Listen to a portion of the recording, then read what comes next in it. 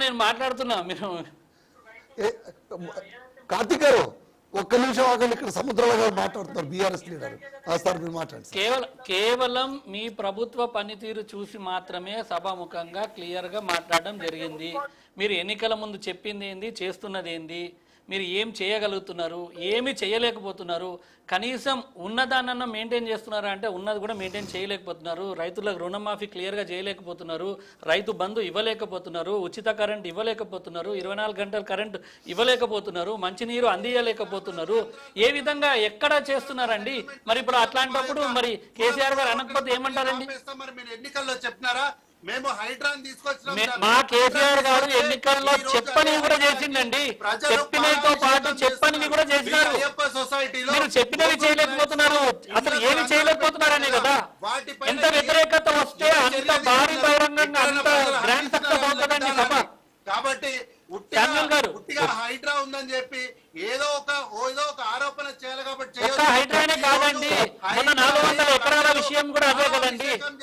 మన 400 ఎకరాల విషయం కూడా అదే, హైడ్రా విషయం కూడా అదే. రుణమాఫీ చేయలేదు. చూసుకోమనండి, మీరు కూడా ప్లే చేయండి సార్. విషయంలో ఉట్టిగా మాట్లాడద్దు. అప్పచెప్పినారో ఆ రోజే మీరు మిషన్ కాకతీయ అన్న రోజే చెరువుల ధ్వంసం అనేది గాంధీ పలికిరు. ఈ రోజు దాన్ని పూర్తిగా కూడా ప్రభుత్వ ఆధీనంలోకి తీసుకొని హైదరాబాద్ ద్వారా నిర్మాణాలు చేపట్టిన వాటిని తీసేసి ప్రజలకు అందుబాటులో చర్యలను తీసుకొస్తున్నటువంటి కార్యక్రమం కాంగ్రెస్ పార్టీ పైన ఉట్టి ఆరోపణలు చేయొద్దు సార్. ఒక్క విషయం, సముద్రాల గారు అంటున్నారు మాకు నిజంగా ప్రజా వ్యతిరేకత ఉంటే ఎందుకు సభ అంత సక్సెస్ అవుతుంది అంటున్నారు.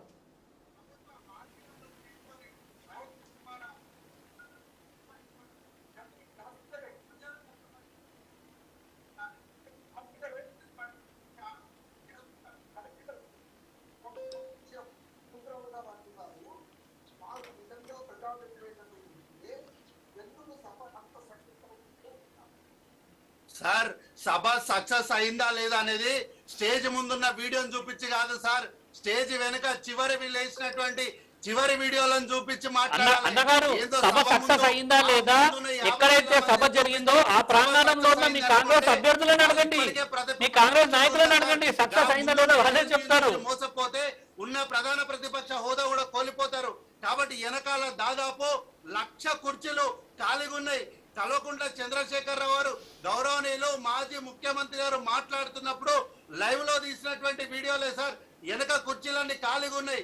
కాబట్టి ఉట్టి ఏదో భ్రమల్లో బతకొద్దు. నిజంగా సభ సక్సెస్ అయ్యింది అనుకున్నప్పుడు మరి ఆ సభలో ఎందుకు సార్ మీ సార్ మాట్లాడలేదు? నిజంగా మా ప్రభుత్వం, మా కాంగ్రెస్ పార్టీ ప్రజా ప్రభుత్వంలో వైఫల్యాలు ఉంటే మీ కల్వకుంట్ల చంద్రశేఖరరావు గారు ఊరుకుండే వాళ్ళ, మమ్మల్ని రఫాడించేటోళ్ళు కాదా, మమ్మల్ని ఒక్క క్షణమైన బ్రతకనిచ్చేటోళ్ళ? సారే మాట్లాడలేదు. సార్ మాట్లాడినప్పుడు వీళ్ళకేంది సార్ మేము సమాధానం చెప్పేది? ఏదో పిల్లలు వస్తారంటే రేపు పొద్దున అసెంబ్లీకి, ఆ పిల్లలకు చాక్లెట్లు ఇచ్చి డైపర్లు వేసి కూర్చోబెడతాం, ఇబ్బంది ఏం లేదు మాకు. అది ఎవరికి అవసరమో వాళ్ళు ఆల్రెడీ అదే పనిలో ఉన్నారు. కాకపోతే ఒకటి గమనించండి, అది రజతోత్సవ సభ, అది రజతోత్సవ సభ, ఎన్నికల సభ కాదండి. అందరినీ విమర్శించడానికి కేవలం ఆయన మాట్లాడింది ఏందండి? షామిల్ గారు, సార్ మాట్లాడింది ఏందండి? 10 ఏళ్లలో మేము చేసిన కార్యక్రమాలు, తర్వాత 1.5 సంవత్సరంలో మీరు చేస్తున్న కార్యక్రమాలు, ఇవి మాత్రమే మాట్లాడడం జరిగిందండి. అది ఎన్నికల సభ కాదు అన్ని పార్టీలను విమర్శించడానికి. మాట్లాడితే ఎట్లా అనర్గళంగా మాట్లాడేటువంటి కల్వకుంట్ల చంద్రశేఖరరావు గారు పేపర్ చూసుకుంటే ఆయన చాలా హుందాగా మాట్లాడారండి. భయం అనేది అన్న విషయాన్ని వాళ్ళు గమనించకపోతే ఇంకా వాళ్ళని చేయగలిగి. కార్తిక్ గారు థ్యాంక్ యూ సార్. చెప్పండి సార్.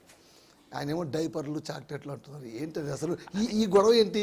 ఏమో బచ్చగాళ్ళు డైపర్లు చాక్లెట్, ఇది కొత్తగా వినిపిస్తున్నాయి మాట. అవి ఇంకా విమర్శించే వాళ్ళు ఏమైనా విమర్శిస్తూ ఉంటారండి. ఒకటి ఆ సభ చూసి మైండ్ బ్లాంక్ అయిపోయింది.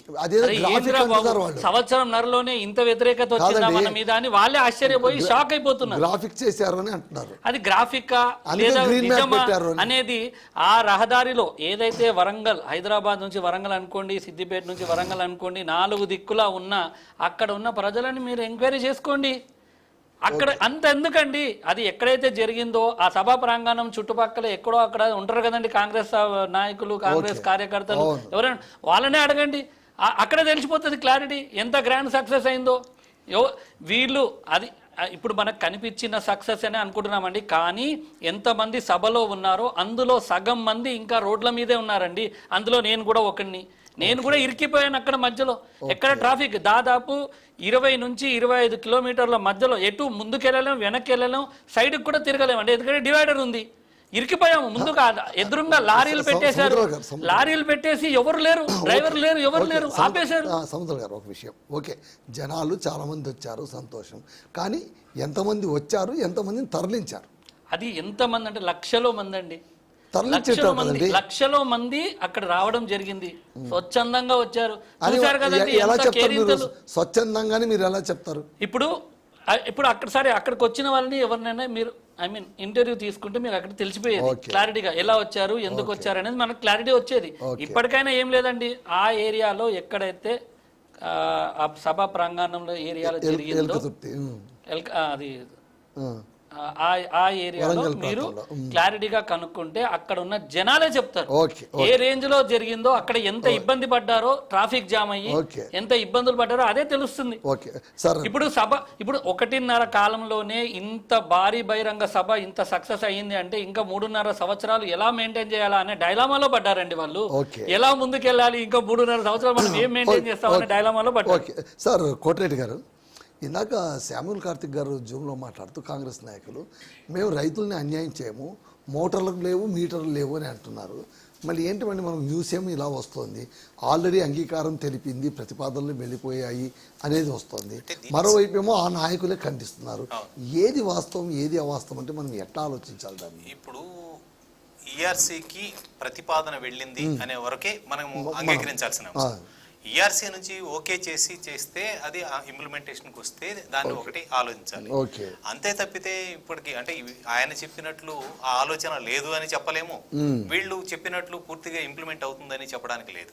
ప్రతిపాదన అయితే సిద్ధమైంది అనే దానికి ఇండికేషన్స్ అయితే ఉన్నాయి, అంతవరకు మాత్రం ఉన్నాయి. సో ప్రభుత్వం తర్వాత అంగీకరిస్తుందా, రెగ్యులేషన్ కమిషన్ వ్యతిరేకత చూసి కొంతవరకు వెనక్కి తగ్గొచ్చు, అప్పటికప్పుడు ఇంప్లిమెంట్ చేయాలనేటువంటిది ఏం లేదు కదా. ఒకవేళ వెనక్కి తగ్గితే ఖచ్చితంగా బీఆర్ఎస్ అకౌంట్ లో పడిపోతుంది. అంటే ఇప్పుడు వాస్తవంగా విద్యుత్ ఈ రాష్ట్రంలోనే, ఉమ్మడి రాష్ట్రంలో విద్యుత్ ఉద్యమం కారణంగానే ప్రభుత్వం మారినటువంటి సందర్భం మనం చూసాం. సో విద్యుత్ అంశం రైతుల్లోకి తీసుకెళ్తే సామాన్యమైన విషయం కాదు ఈ రోజు. అందుకని అది కొంత ఆ ప్రభావం ఉంటుంది అనుకున్నప్పుడు మీటర్లు బిగించినంత మాత్రాన రైతుకు ఆ ఇంపాక్ట్ ఏం కనిపించదండి. మొదట గుర్తించాల్సింది ఎందుకంటే ఫేడర్ లో మీటర్ బిగించాడని రైతు పోయి చూడడు.